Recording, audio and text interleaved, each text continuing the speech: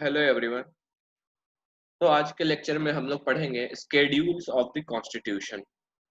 तो there are total 12 schedules presently in the constitution, but originally केवल 8 schedules थे। 9 10 11 12 बाद में अमेंडमेंट के थ्रू ऐड किया गया। तो let's study one by one all the 12 schedules of the constitution. तो स्केड्यूल्स होता क्या है पहले? तो स्केड्यूल्स जो है वो भी एक पार्ट है कॉन्स्टिट्यूशन का। और स्केड्यूल एक स्टेटमेंट है जो सप्लीमेंट्री स्टेटमेंट है कोई भी एक डॉक्यूमेंट या कोई भी आर्टिकल्स के बिहाफ पे। कह सकते हैं कि schedule is in the form of an explanation. वो एक एक्सप्लेनेशन है टू वन और मोर आर्टिकल्स इन द कॉन्स्टिट्यूशन। कुछ आर्टिकल्स है कॉन्स्टिट्यूशन में जिसके रिगार्डिंग कुछ एक्सप्लेनेशंस दिए गए हैं, वो इन 12 स्केड्यूल्स में है। So the schedules are subject to amendment by the parliament. In schedules को भी change किया जा सकता है और rectify किया जा सकता है by bringing amendments. So let's study one by one all the 12 schedules. So start करते हैं first schedule. तो जैसा कि मैंने कहा schedules और explanation to one or more articles. तो पहला schedule जो है वो है explanation to article 1 and 4. तो ये जो फर्स्ट स्केड्यूल है, जो एक्सप्लेनेशन है आर्टिकल 1 और 4 का, ये कंटेन क्या करता है? स्केड्यूल का मतलब मैंने पहले ही बताया, लिस्ट होता है। तो this first schedule contains the name of 29 states या 29 स्टेट्स जो इंडिया में है, उनका एक्सप्लेनेशन है एंड देयर टेरिटोरियल एक्सटेंट, और उनका टेरिटरी कितना है, and that of the union territories, और यूनियन टेरिटरीज कितने हैं। The provisions of first schedule can be amended by a simple majority। और जो भी प्रोविजंस, जैसे कोई नया स्टेट ऐड हुआ, कुछ भी हुआ, तो उसके लिए अमेंडमेंट चाहिए होगा, और वो अमेंडमेंट हो सकता है तुम्हारा by bringing a simple majority in the parliament. ये सिंपल मेजोरिटी एक तरह का नंबर है जो अचीव करना होता है पार्लियामेंट में बाय द गवर्नमेंट, ताकि अमेंडमेंट को पास किया जा सके। And we will study in detail this majorities in the next lecture. Second schedule में आते हैं। सेकेंड शेड्यूल जो है ये एक्सप्लेनेशन है to article 59 65 75 97 125 148 158 164 and 186 and 221। So it contains provisions relating to emoluments, allowances, privileges and so on of President of India, governors of states, speaker and deputy speaker of Lok Sabha, and legislative council, chairman and deputy chairman of Rajya Sabha and legislative council, judges of Supreme Court and High Court, CAG, controller and auditor general of India. So इन सभी जितना पद का मैंने नाम बताया, इन सभी को कितना सैलरी मिलेगा, कितना अलाउंसेस मिलेगा, क्या क्या इनके पास प्रिविलेजेस होंगे, सो ये सब दिया गया है। तो अगर हमको चेंज करना है किसी गवर्नर ऑफ द स्टेट या प्रेसिडेंट ऑफ इंडिया का सैलरी या एमोलमेंट्स या फिर कुछ भी चेंज करना है, तो हमें अमेंडमेंट लाना होगा सेकंड शेड्यूल में। और सेकंड शेड्यूल में अमेंडमेंट लाया जा सकता है वही सिंपल मेजोरिटी, यानी एक ऑर्डिनरी अमेंडमेंट लाया जा सकता है पार्लियामेंट में। उसे पास करने के बाद हम चेंज कर सकते हैं इन लोगों का अलाउंसेस, एमोलमेंट्स या privileges. so this was about second schedule. Let's move further and study the third schedule. So जो थर्ड schedule है, it is an explanation to article 75 84 99 124 146 173 188 and 219। तो क्या है थर्ड शेड्यूल में? It contains oaths and affirmations. जो शपथ ग्रहण लेते हैं, जो शपथ लेते हैं हमारे मिनिस्टर्स और कोई भी डिग्निटरीज है, उनका शपथ ग्रहण of various constitutional dignitaries which also reflects the secular character of the constitution। Oath जैसे कि ओथ जो लिया जाता है वो गॉड के नेम पे लिया जाता है। एफर्मेशन वो सिंपल सेल्फ एफर्मेशन होता है। तो ये सब जो लिया जाता है वो चाहे कोई भी रिलीजन का हो, कुछ भी हो, उसे लेना पड़ता है। तो एक तरह से secular character of the constitution भी ये ओथ एंड एफर्मेशन हमें दर्शाता है। The constitution requires an oath और affirmation while entering upon his office. Suppose एक मिनिस्टर है और उसको ऑफिस में एंट्री करना है, तो वो तब तक पूरी तरह से एंट्री नहीं कर सकता जब तक वो कोई शपथ ग्रहण ना ले। इसलिए जब भी आप देखेंगे प्राइम मिनिस्टर मोदी जी जब इलेक्शन जीते थे, तो शपथ ग्रहण समारोह था, उन्हें ओथ और एफर्मेशन लिया जाता है, उसके बाद ही वो ऑफिस में दाखिल होते हैं, ताकि लीगली इंश्योर हो सके कि वो लॉयल रहेंगे अपने स्टेट के प्रति, अपने कंट्री के प्रति, and make it illegal if he violets is oath और अफर्मेशंस। और अगर ओथ और अफर्मेशंस का वायलेशन होता है तो उनका ऑफिस ही इलीगल हो जाता है। As the supreme court clarifies in K M के शर्मा वर्सेस देवीलाल 1990 केस, एक केस हुआ था KM Sharma versus Devilal 1990 case, that the form of oath consists of two parts। उसमें सुप्रीम कोर्ट ने कहा इस केस में कि जो हमारा ओथ है, जो हम शपथ ग्रहण लेते हैं, उसमें दो पार्ट होता है। इस ओथ का दो पार्ट है। तो जो पहला पार्ट है इसे डिस्क्रिप्टिव पार्ट कहते हैं, और जो तुम्हारा दूसरा पार्ट है इसे सब्सटेंटिव पार्ट कहते हैं। एक डिस्क्रिप्टिव हो गया और एक सब्सटेंटिव हो गया। तो the part consisting of name and designation. अब जैसे मोदी जी गए प्रधानमंत्री का शपथ ग्रहण में और उन्होंने बोला कि मैं नरेंद्र मोदी, तो ये क्या हो गया, ये तुम्हारा हो गया डिस्क्रिप्टिव पार्ट, क्योंकि वो नेम और उनका डेजिग्नेशन जो प्रधानमंत्री का है वो डिस्क्रिप्टिव पार्ट है। While the rest of the, तो बाकी जो ओथ वो लेते हैं कि मैं देश की संविधान और जो भी सुरक्षा है उसके लिए तत्पर रहूंगा, ये सब जो ओथ लेते हैं वो है सब्सटेंटिव पार्ट। और ये जो सब्सटेंटिव पार्ट है ये सर्टेन ऑब्लिगेशंस और सर्टेन रेस्पॉन्सिबिलिटीज डालता है उस अधिकारी के कंधे पर।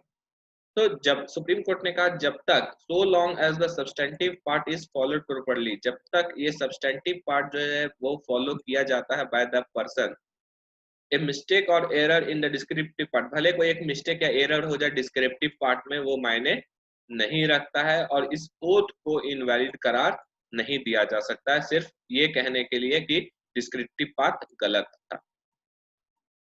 सब्सटेंसिव पार्ट सही होना चाहिए किसी भी हाल में, डिस्क्रिप्टिव पार्ट में अगर गलत भी हो तो उतना कोई झंझट का काम नहीं है। तो ऐसा सुप्रीम कोर्ट का कहना है। A common form of oath or affirmation cannot be provided for all dignitaries। अब बात उठता है कि क्यों ना जितने भी डिग्निटरीज है, प्रधानमंत्री, नॉर्मल मंत्री या फिर सुप्रीम कोर्ट का जज, चीफ जस्टिस ऑफ इंडिया, सबके लिए एक कॉमन शपथ ग्रहण होना चाहिए, एक कॉमन चीज होना चाहिए। ऐसा क्यों नहीं किया जा सकता? ऐसा नहीं किया जा सकता क्योंकि हमारे कॉन्स्टिट्यूशन ने डिफरेंट फॉर्म्स ऑफ ओथ दिया है और एफर्मेशन दिया है। और कॉन्स्टिट्यूशन ने ऐसा इसलिए किया गया है ताकि, क्योंकि हर एक लोगों का जो ऑब्लिगेशन है, हर एक लोगों का जो रेस्पॉन्सिबिलिटी है towards India, towards our constitution is different, और उनके फंक्शन भी डिफरेंट है। तो अलग अलग फंक्शन, अलग अलग responsibility requires different oath and affirmations. The constitution creates a hierarchy of, अब हमारा कॉन्स्टिट्यूशन क्या है, एक हायरार्की बना दिया है कि हमारे देश में सबसे ऊपर का पोजीशन कौन होगा, उसके नीचे कौन होगा, इस तरह बना दिया गया जैसे कि सबसे ऊपर का पोजीशन जो है वो प्रेसिडेंट के पास है। Therefore the form of oath और अफर्मेशन, इसलिए, और उसके नीचे वाइस प्रेसिडेंट होंगे ऑब्वियसली। तो जो ओथ होगा तुम्हारा प्रेसिडेंट और वाइस प्रेसिडेंट का, एक कैसे हो सकता है क्योंकि वो लोग एक पोस्ट पे है ही नहीं, इसीलिए दोनों को अलग अलग ओथ, चाहे वो प्रेसिडेंट हो या वाइस प्रेसिडेंट हो या गवर्नर ऑफ द स्टेट हो, उनको अलग अलग ओथ और एफर्मेशन दिया गया है in the constitution as under article 60, 69 and 159 respectively. और जो बाकी डिग्निटरीज है तुम्हारे, उनके लिए भी दिया गया है oath and affirmation under the third schedule. देखो, जो प्रेसिडेंट, वाइस प्रेसिडेंट और जो गवर्नर है उनके लिए कॉन्स्टिट्यूशन में डायरेक्ट मेंशन किया गया आर्टिकल 60, 69 और 159 में। लेकिन what about other, prime minister, what about chief justice of India, उनके लिए थर्ड शेड्यूल में मेंशन कर दिया गया है। So also for certain authorities who come into contact with the official secrets of the country relating to the security of the country, और third schedule में उन लोगों के ओथ के बारे में भी लिख दिया गया है जो कि सपोज आईएएस हैं, जैसे नेशनल सिक्योरिटी एडवाइजर, आईपीएस हैं, जो लोग ऑफिशियल सीक्रेट, जो इंडिया के सीक्रेट्स हैं उनको गुप्त रखते हैं, तो बाहर नहीं जाए, तो उनके लिए भी ओथ रखा गया है। तो वो लोग भी थर्ड शेड्यूल के अंदर ओथ लेते हैं। The constitution requires them to take an oath of secrecy as well। वो लोग भी oath of secrecy लेते हैं, गुप्त रखने का चीज है उनको oath लेते हैं, कसम खाते हैं, शपथ लेते हैं। The provisions of the, अब जो provisions है थर्ड शेड्यूल में कि कैसा होना चाहिए oath और affirmation, उसे भी अमेंड किया जा सकता है, उसे भी चेंज किया जा सकता है as under article 368। Article 368 use करके अमेंड किया जा सकता है। तो आर्टिकल 368 एक स्पेशल मेजोरिटी होता है जो कि पार्लियामेंट में अचीव किया जाना होता है by the government to amend the provisions of this third schedule. इसके बारे में हम लोग नेक्स्ट लेक्चर में देखेंगे कि कौन सा majority. Let's move forward and सी कि फोर्थ शेड्यूल में क्या है। तो जो फोर्थ शेड्यूल है, it is an explanation to article 4 and article 80। ये दोनों का एक्सप्लेनेशन है। It deals with the allocation of seats in Rajya Sabha. Rajya Sabha में जो सीट को एलोकेट किया गया है हर स्टेट से, उसे डील करता है, उसका एक्सप्लेनेशन है। It distributes the seat of Rajya Sabha among states and union territories. हर एक, जैसे दिल्ली और पुडुचेरी के यूनियन टेरिटरी से जो इलेक्ट होकर राज्यसभा में जाएंगे, उस राज्यसभा में कितने सीट जाएंगे, हर स्टेट से, झारखंड से कितने जाएंगे, बिहार से कितने होंगे, वो सब मेंशन है तुम्हारा फोर्थ शेड्यूल में। और इस फोर्थ शेड्यूल के प्रोविजंस को भी अमेंड किया जा सकता है by simple majority in the parliament by the government. तो let's move forward and discuss fifth schedule में क्या है। तो जो फिफ्थ शेड्यूल है, it is an explanation to article 244। It deals with the administration and control of schedule areas and schedule tribe. अब कुछ states हैं, सपोज झारखंड है, छत्तीसगढ़ है, तो तुम लोग देखोगे कि इन स्टेट्स में क्या है, ट्राइबल्स और का पॉपुलेशन काफी ज्यादा है, और उन लोग का अपना कस्टम्स होता है, अपना लॉज होता है, बहुत कुछ होता है, और उनको बचाने का, उनके कस्टम्स को, उनका जो भी फॉलो करते हैं वो लोग, वे ऑफ लाइफ, उनको बचाना धर्म है, एक तरह से स्टेट का रेस्पॉन्सिबिलिटी है। तो जो भी स्केड्यूल एरिया या स्केड्यूल ट्राइब को गठन किया गया, सपोज साहिबगंज में कुछ डिस्ट्रिक्ट्स है, साहिबगंज, पाकुड़, तो ये सब संथाल परगना है, और संथाल्स क्या है, वो एक ट्राइब्स है। तो इनको प्रोटेक्ट करना है, उसके लिए इस शेड्यूल में कुछ प्रावधान दिए गए हैं फिफ्थ शेड्यूल में। And states other than Assam, Tripura, Mizoram, Meghalaya. देखो ट्राइब्स का संख्या असम, त्रिपुरा, मिजोरम, मेघालय में भी है, लेकिन इनके लिए जो प्रावधान इन चारों स्टेट के लिए वो सिक्स शेड्यूल में है। तो इन चारों स्टेट को हटा के बाकी जितने स्टेट्स हैं इंडिया में, और अगर उस स्टेट में कोई शेड्यूल एरिया और शेड्यूल ट्राइब्स रह रहे हैं, तो उनके लिए प्रावधान है फिफ्थ शेड्यूल में। तो क्या क्या प्रावधान है? The president is empowered to constitute, diminish, increase और एबॉलिश शेड्यूल्ड एरियाज। अब झारखंड स्टेट के अंदर ही कुछ संथाल रहते हैं, अब इनको शेड्यूल एरिया चाहिए, बनाना है कि इनका अपना लॉ हो, कॉन्स्टिट्यूट हो। तो ये बनाएगा कौन? ये कौन बनाएगा? ये प्रेसिडेंट बनाएंगे। बोल दिए झारखंड का ये पार्ट जो ये शेड्यूल एरिया में आएगा। तो प्रेसिडेंट के पास ये पावर है, या तो वो इसका गठन कर सकते हैं कि हाँ ये शेड्यूल एरिया कहलाएगा, या तो इसका एरिया को छोटा कर सकते हैं, डिमिनिश कर सकते हैं, इसका एरिया को बड़ा भी कर सकते हैं, या फिर इसको कंप्लीटली एबॉलिश भी कर सकते हैं president of India. The president is empowered to give direction to state and to the administration of the scheduled areas or to the governor of state। अब जो शेड्यूल एरिया के रिगार्डिंग अगर कुछ direction देना है तो प्रेसिडेंट दे सकता है किसको? एडमिनिस्ट्रेशन, यानी वहां के डिस्ट्रिक्ट मजिस्ट्रेट को, जो शेड्यूल एरिया के हैं, या फिर गवर्नर ऑफ द स्टेट, या फिर to the state. The governor of a state shall submit a report to the president regarding the administration of the area, either annually or whenever so required by the president। अब क्या है, president ने constitute किया है, बनाया, तो responsibility भी होता है प्रेसिडेंट का कि वो जाने की क्या चल रहा है, किस तरह से गवर्न किया जा रहा है उनके एरिया को। Suppose this is a scheduled area, और यहाँ पे के जो डीएम एंड ऑल है वो क्या करेंगे, रिपोर्ट सबमिट करेंगे गवर्नर ऑफ द स्टेट को, और governor of the state in turn report submit करेगा प्रेसिडेंट ऑफ इंडिया को कि वहां पे कैसा एडमिनिस्ट्रेशन चल रहा है उस शेड्यूल एरिया में।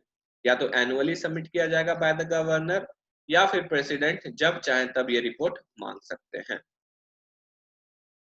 The governor shall constitute a tribal advisory council. अब गवर्नर वहां पे बहुत सारे लॉज वॉज हैं, तो अब उस एरिया के डेवलपमेंट के लिए, उस एरिया को गवर्न करने के लिए वहां के खुद के ट्राइबल्स वगैरह को रखा जाएगा। तो एक ट्राइबल एडवाइजरी काउंसिल का भी गठन किया जा सकता है बाय द गवर्नर। तो इस ट्राइबल एडवाइजरी काउंसिल का काम क्या है?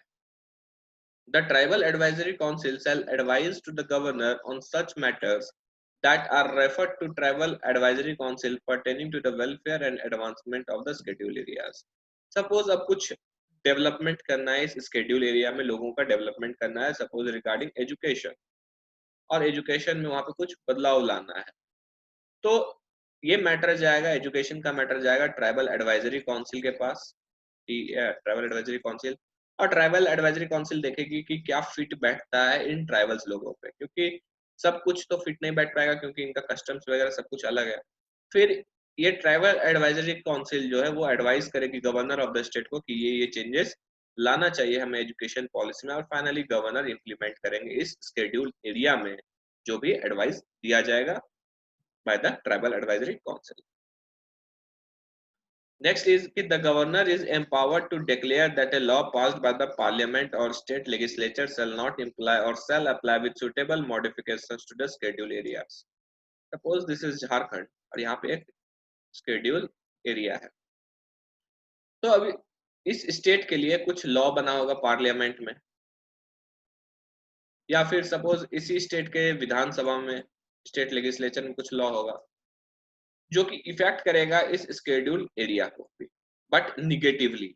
तो गवर्नर साहब ये ऑर्डर दे सकते हैं कि ये जो लॉ पास किया गया है by the parliament and by the state legislature, this shall not apply to this schedule areas. Further ये भी प्रावधान है इसमें कि अगर गवर्नर चाहे तो जो लॉ बनाया गया है बाय द पार्लियामेंट और बाय द स्टेट लेजिस्लेचर, बोले कि ठीक है, यह लॉ में जो है कुछ कमियां हैं और इस स्केड्यूल्ड एरिया में ये लॉ अप्लाई होगा, लेकिन सर्टेन मॉडिफिकेशंस होगा, सेम लॉ अप्लाई नहीं होगा, कुछ उसमें चेंजेस करके अप्लाई होगा। ऐसा भी गवर्नर के पास पावर है। The governor, in consultation with the Tribal Advisory Council, can formulate regulations for peace and good governance of the scheduled areas. Scheduled areas में शांति बनाए रखने के लिए और अच्छा गवर्नेंस देने के लिए भी ट्राइबल एडवाइजरी काउंसिल को बोला जा सकता है कुछ रेगुलेशंस बनाने के लिए, in consultation. In this regard, the governor can restrict the transfer of tribal lands to non-tribals. यहाँ पे गवर्नर के पास ये पावर है, बोल सकते हैं कि ये जो स्केड्यूल एरिया का लैंड है ये ट्राइबल लोगों का है, और बोल देंगे कि ये ट्राइबल वाले लोग जो हैं वो नॉन ट्राइबल को ट्रांसफर नहीं कर सकते हैं land. Allotment of land to tribals, the business of money lending, ये सबको रेगुलेट किया जा सकता है। While formulating such regulation, जब भी ये लॉ बन रहा है, रेगुलेशंस बन रहा है, the governor can amend or repeal any act of parliament or state legislature provided such regulations are assented to by the president। तो कोई भी लॉ है और इसको अगर इस लॉ के अगेंस्ट में कोई लॉ है बाय द पार्लियामेंट और बाय द स्टेट लेजिस्लेचर, तो उसे भी ड्रॉप डाउन कर सकते हैं गवर्नर, लेकिन उन्हें कंसल्ट करना पड़ेगा इससे प्रेसिडेंट से उन्हें परमिशन लेना पड़ेगा ये चीज करने को। The Parliament has the power to change the provisions of the fifth schedule through ordinary legislation without restoring to Amendment Act under Article 368। अब ये जितना भी प्रावधान हमने पढ़ा फिफ्थ शेड्यूल में, ये सब प्रावधान को चेंजेस किया जा सकता है by an ordinary amendment in the parliament, यानी सिंपल मेजोरिटी से लाया जा सकता है। आर्टिकल 368 का यूज नहीं होगा यहाँ पे। The governor has the responsibility of promoting the economic well-being of the tribals living in the scheduled areas। तो उनका economic well-being को भी promote करना गवर्नर का यहाँ पे responsibility। तो this was about the fifth schedule, यानी 4 स्टेट को छोड़ा के बाकी सारे स्टेट में जितने शेड्यूल एरियाज है उनके ऊपर ये लॉज अप्लाई होते हैं। तो उन चारों स्टेट का क्या, वो मेंशन है तुम्हारा सिक्स्थ शेड्यूल में, क्योंकि sixth schedule is an explanation to article 244 to 75। It deals with the administration of tribals in Assam, Meghalaya, Tripura and Mizoram, मतलब नॉर्थ ईस्ट स्टेट से डील करता है, 4 स्टेट से। तो इसके भी कुछ प्रोविजंस हैं। तो ये चारों स्टेट के लिए ये है कि the schedule areas are administered as an autonomous unit over which the executive authority of the state extends। If 2 or more tribes found living in autonomous district, it may be subdivided into regions। अब एक district है, suppose Bodo district है, तो यहाँ पे बहुत सारे tribals लोग रहते हैं, सपोज असम। तो ये जो डिस्ट्रिक्ट है इसे बना दिया जाएगा ऑटोनॉमस डिस्ट्रिक्ट, मतलब ये अपना लॉज, इन्हें कुछ पावर दे दिया जाएगा। वहां पे तो स्टेट लेजिस्लेचर, पार्लियामेंट और गवर्नर कुछ कुछ कर रहे हैं, लेकिन यहाँ पे क्या होगा, ये डिस्ट्रिक्ट ही अपना कुछ कुछ लॉ अपने से बना सकते हैं, ऑटोनॉमस डिस्ट्रिक्ट बना दिया जाएगा। और अगर मान लो इसी असम डिस्ट्रिक्ट में, ये बोडो डिस्ट्रिक्ट में ही एक से ज्यादा ट्राइबल्स आ गए, तब क्या होगा, तब क्या दिया जाएगा, इन्हें रीजनल काउंसिल बना दिया जाएगा। ये सब एक एक रीजन होंगे इसी डिस्ट्रिक्ट के अंदर में। सेकंड इज कि द ऑटोनॉमस डिस्ट्रिक्ट, अब ये जो ऑटोनॉमस डिस्ट्रिक्ट बना, वे are provided with the elected representative bodies known as district councils. अब क्या होगा, ये डिस्ट्रिक्ट है, ये एक ऑटोनॉमस डिस्ट्रिक्ट है, AD, suppose this is an autonomous district. अब यहाँ पे इलेक्शन किया जाएगा और एक बॉडी क्रिएट किया जाएगा, जैसे कि हम लोग म्युनिसिपैलिटी में देखते हैं और नगर पालिकाज में होता है, उसी तरह यहाँ पे इसी डिस्ट्रिक्ट में एक बॉडी क्रिएट किया जाएगा, उसे डिस्ट्रिक्ट काउंसिल बनाए बोला जाएगा। ये सब इलेक्टेड होंगे और डिस्ट्रिक्ट काउंसिल के नीचे हम बोले अगर बहुत सारे ट्राइब्स हैं तो एक रीजनल काउंसिल्स बनाया जाएगा, तो इस तरह बहुत सारे रीजनल काउंसिल्स भी हो सकते हैं। ये सब regional council. Not less than 2/3 of the members of the district council और regional council are elected by the people। तो इस काउंसिल में जो मेंबर्स होंगे या फिर रीजनल काउंसिल में 2/3 होने ही चाहिए, इससे कम नहीं हो सकते हैं इलेक्टेड। और जो बचे हुए हैं रेस्ट ऑफ द मेंबर्स जो होंगे वो नॉमिनेटेड होंगे, वो अपॉइंटेड बाय द गवर्नर होंगे on the advice of state council of minister. जो अब ये डिस्ट्रिक्ट सपोज लो असम में आता है तो वहां पे कुछ मिनिस्टर्स होंगे, वो असम के मिनिस्टर्स जो एडवाइस करेंगे गवर्नर को कि किनको किनको अपॉइंट किया जाए इस रीजनल काउंसिल और डिस्ट्रिक्ट काउंसिल में, और कुछ अपॉइंट्स भी होंगे और कुछ इलेक्टेड भी होंगे। The district and the regional council enjoys law-making powers over subjects such as management of forest area, inheritance of property, social customs, marriage and divorce, etc. So इन सब सब्जेक्ट्स पे ये जो डिस्ट्रिक्ट काउंसिल और regional council है अपने customs के तौर तरीके से ही यहाँ पे अपना लॉ बना सकते हैं, ऐसा भी प्रावधान है। लेकिन वो जो भी लॉ बनाएंगे उसके ऊपर उनको परमिशन लेना होगा उस लॉ को इम्प्लीमेंट करने के लिए, किसका? गवर्नर का। They also enjoy the power to access and collect land revenue and impose certain specified taxes। तो ये लोग यहाँ पे पावर रखते हैं कि कुछ स्पेसिफाई अलग से टैक्स भी इम्पोज कर सकते हैं, फिर वहाँ के लैंड रेवेन्यू को भी कलेक्ट कर सकते हैं, फॉरेस्ट को मैनेज कर सकते हैं, तो मैरिज डाइवोर्स ये सब पे भी लॉ बना सकते हैं। ये सब पावर मिल जाता है in autonomous district.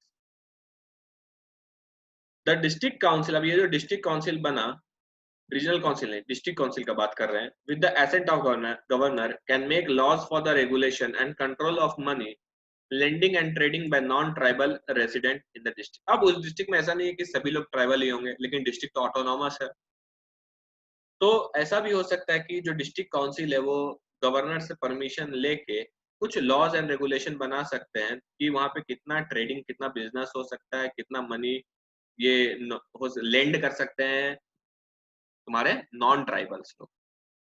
Similarly, the non-residents of the scheduled areas may also be subject to such regulations। जो नॉन रेसिडेंट वहां के रहने वाले नहीं है लेकिन वहां जाके रह रहे हैं, उन लोग के ऊपर भी ये रूल्स एंड रेगुलेशंस लागू कराया जा सकता है by the assent of the governor.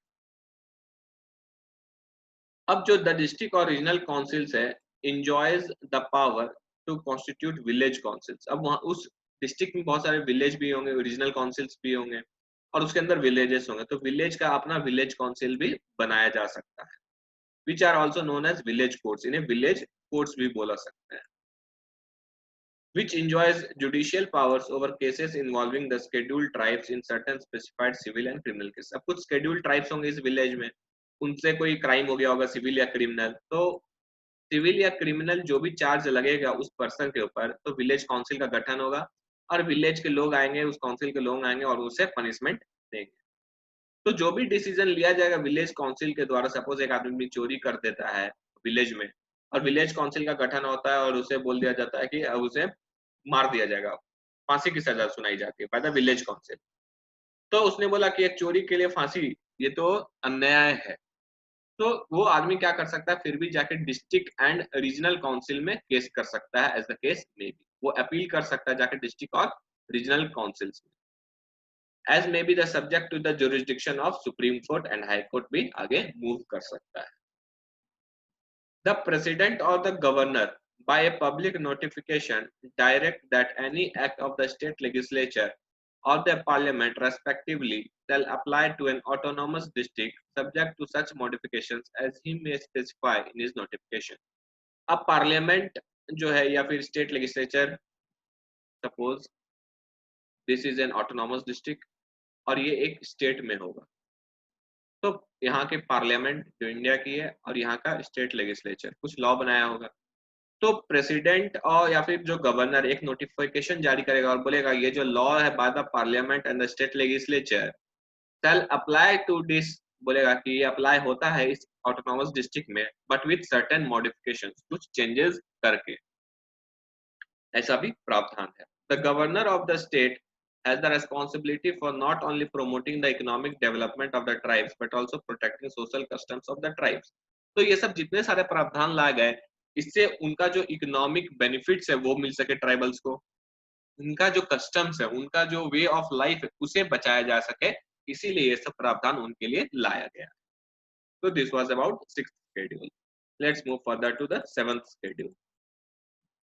तो जो सेवंथ शेड्यूल है, it is an explanation to Article 246. It contains the subjects that have been distributed between the central and state government over the respective legislatures exercise legislative jurisdiction. Simple है, यहाँ पे division of powers का बात किया गया है कि हमने बोला था कि इंडिया जो है is A union of states, लेकिन एक फेडरल यानी पावर जो है वो डिस्ट्रीब्यूट किया गया है between centre Modi ji, between state Hemant सरकार, और जो तुम्हारे जितने हैं दोनों के बीच के भी बहुत सारे सब्जेक्ट. तो ये जो प्रोविजंस है सेवन शेड्यूल के अंदर में, it can be only amended by means of article 368 special majority. आगे हम लोग देखेंगे क्या है, कैसे अमेंड होता है. बट यहाँ पे जो लिस्ट है, जैसे कि सेंटर के हाथ में यूनियन लिस्ट बनेगा और उसमें 100 सब्जेक्ट है, मतलब जैसे टॉपिक्स है बहुत सारे होंगे तुम्हारे, वाटर को लेके, एग्रीकल्चर को लेके, इस तरह करके बहुत सारे हैं. स्टेट लिस्ट में टोटल 61 सब्जेक्ट्स है, इसके ऊपर स्टेट जो है वो लॉ बना सकती है. 100 सब्जेक्ट्स के ऊपर यूनियन सेंटर बनाएगी, 61 टॉपिक्स के ऊपर स्टेट बनाएगी, और 52 सब्जेक्ट्स के ऊपर दोनों बना सकते हैं, उसे कॉन्करेंट लिस्ट करते हैं. ये था सेवंथ शेड्यूल. आगे बढ़ते हैं, देखते हैं एट्थ शेड्यूल में क्या है. तो एट्थ शेड्यूल जो है ये एक्सप्लेनेशन है टू आर्टिकल 344 एंड 351. इस एट्थ शेड्यूल में क्या है, 22 लैंग्वेजेस है. जो भारत के ऑफिशियल लैंग्वेजेस हैं वो 22 हैं. Has been given a constitutional status. लेकिन ओरिजिनली जो एट्थ शेड्यूल था उसमें केवल 14 इंडियन लैंग्वेजेस थे. तो बाकी जो लैंग्वेजेस ऐड किए गए एट्थ शेड्यूल में, दैट वाज अमेंडेड. और अमेंडमेंट जो हुआ ऐड करने के लिए, दैट वाज अंडर आर्टिकल 368. और कुछ अमेंडमेंट्स इस प्रकार है, जैसे कि 21st कॉन्स्टिट्यूशनल अमेंडमेंट एक्ट लाया गया 1967 में, और इस एट्थ शेड्यूल में एक नया लैंग्वेज ऐड कर दिया गया, दैट वाज सिंधी. तो सिंधी को भी कॉन्स्टिट्यूशनल स्टेटस मिल गया.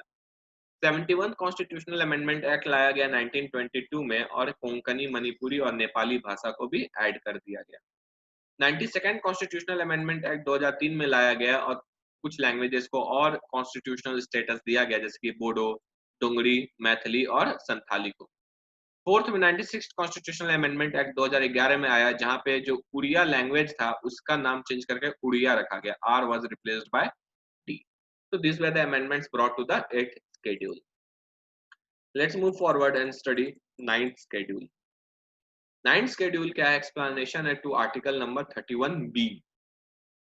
इसका बोला जाता है सेविंग द लॉ भी.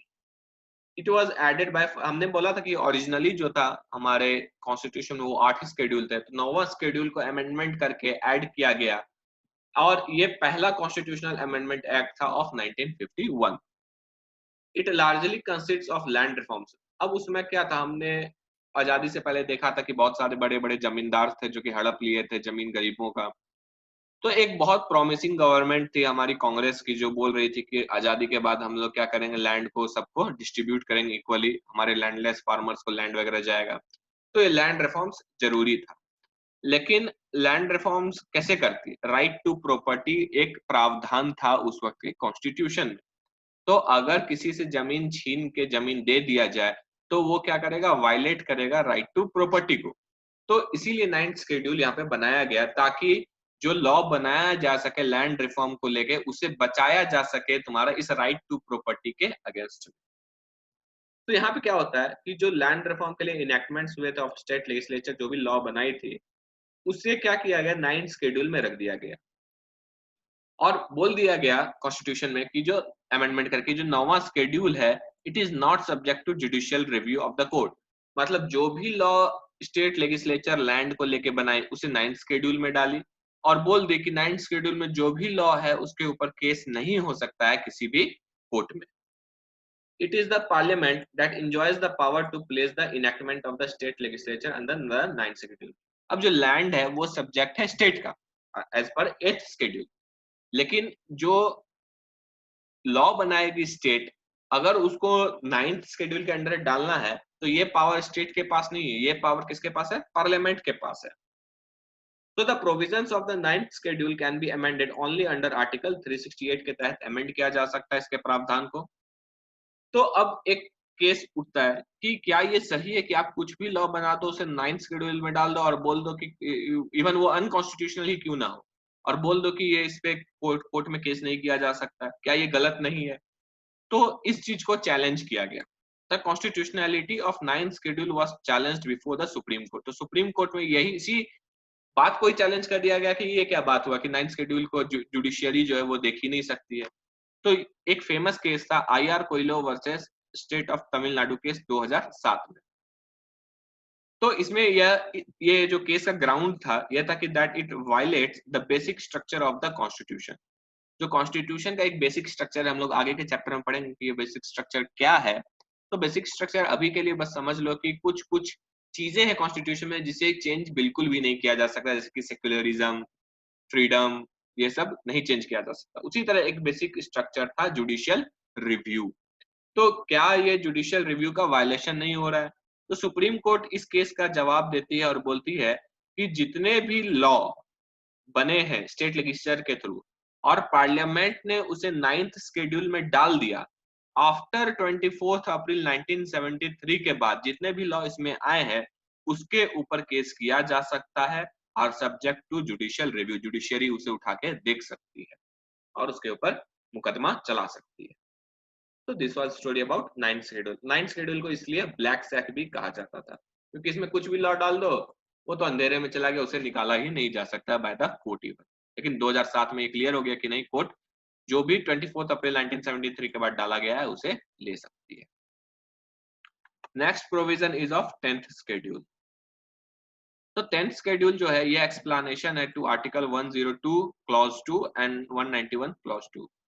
तो एक चीज याद रखना, जब मैं बोलूं आर्टिकल 102 और ब्रैकेट में कोई हो तो वो क्लॉज 2 है, और अगर मैं बोलूं सपोज 102 क्लॉज 2 और फिर यहाँ पे ए लिख दूं एक ब्रैकेट, तो this is 10 article 102 clause 2 sub clause A. फिर अगर मैं सपोज केवल लिख लूं 243 डैश डब्ल्यू तो ये सिर्फ 243 डब्ल्यू कहलाएगा। तो यहाँ पे क्या है, आर्टिकल 102 क्लॉज 2 एंड 191 क्लॉज 2 का एक्सप्लेनेशन है 10th शेड्यूल में। तो 10th शेड्यूल जो इंट्रोड्यूस किया गया था that was by 52nd constitutional amendment act of 1985। This schedule contains the provisions relating to disqualification of members of parliament. अब क्या है, जो पार्लियामेंट्रियंस होते हैं, एमएलएज एंड एमपीज होते हैं, जो इलेक्ट होके जाते हैं हमारे स्टेट लेजिस्लेचर और पार्लियामेंट में, तो कुछ चीजें वो ऐसा कर देते हैं जिससे उनका जो एमपी का सीट है और एमएलए का सीट है वो चला जाता है। तो उसे डिफेक्शन कहते हैं। डिफेक्शन के बारे में डिटेल में हम लोग पढ़ेंगे जब आगे के चैप्टर्स में पढ़ेंगे। तो 10th शेड्यूल जो डील करता है that deals with the anti defection law, और जो प्रोविजन है इस शेड्यूल का that can be amended only under article 368। 11th schedule. 11th schedule जो है एक्सप्लेनेशन है to article 243G। It was introduced by 73rd constitutional amendment act लाया गया था 1992 का, उसके तहत इंट्रोड्यूस किया गया 11th शेड्यूल को।